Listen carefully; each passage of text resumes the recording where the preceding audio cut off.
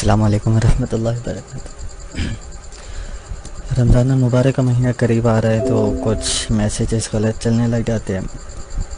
ایسے میسیج آپ نے دیکھے ہوں کہ ربیع اول کے مہینے میں، محرم کے مہینے میں، اور شعبان پیچھے جو گزرا اور رجب کا مہینہ، ان میں بھی چلتے ہیں۔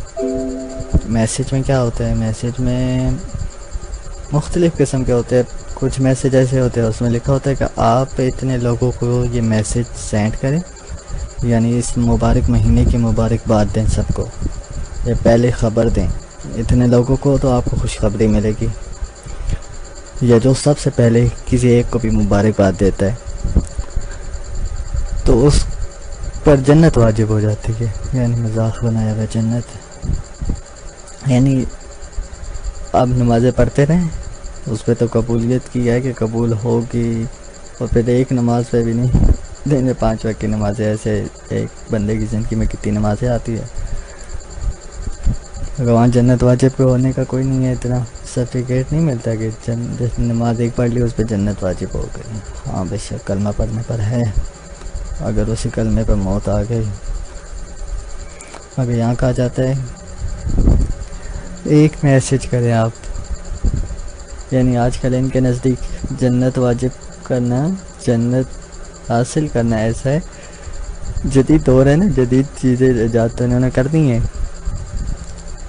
ٹھہرے جو تھکے ہوئے مسلمان آج کل کے جدید قسم کے مسلمان ہیں، یعنی آپ جائیں مارکیٹ میں ایک موبائل خریدیں سستا سا، جو میسیج کم سے کم میسیج اس سے سینڈ ہو جائے، میسیج لے لیں فری کے میسیج، یعنی کمپنی سے خرید لیں پیکج کر کے،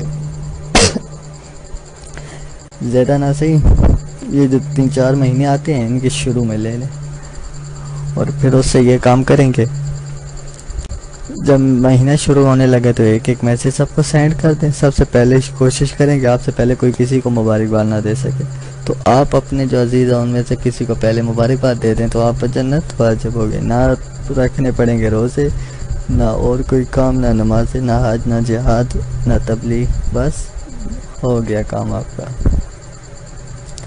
یعنی انہوں نے دین کو مذاق بنا ڈالا۔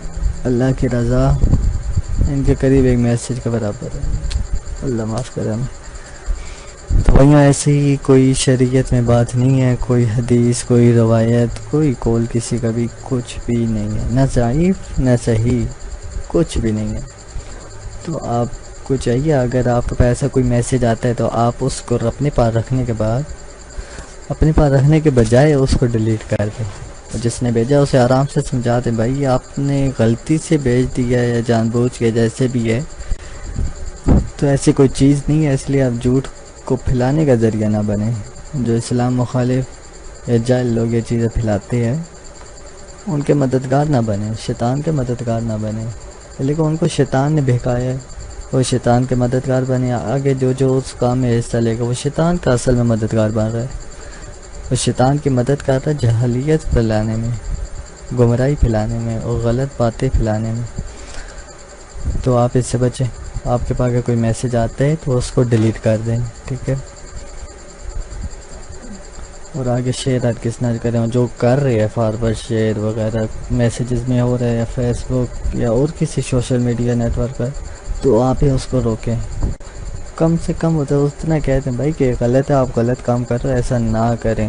ایک دن مرنے کیا جواب دو گے؟ اللہ کے رسول کے سامنے اور اللہ کے حضور سب سامنے حاضر ہوں گے، تو کیا کہیں گے؟ کہ ہم نے آپ کے جانے کے بعد ہم تک جو صحابہ نے، اولیاء اللہ نے اتنی قربانیوں کے بعد ہم تک جو دین پہنچایا ہے، اس کا ہم نے مذاق بنا ڈالا، ہم نے اسے بدل دیا۔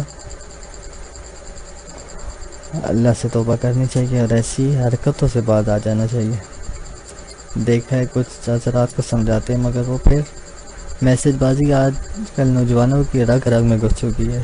بس کوئی میسیج ہاتھ چڑھے ان کے، اسلامی ہو، غیر اسلامی ہو، بے حیائی ہو، جیسی بھی ہو، بس میسیج ہے۔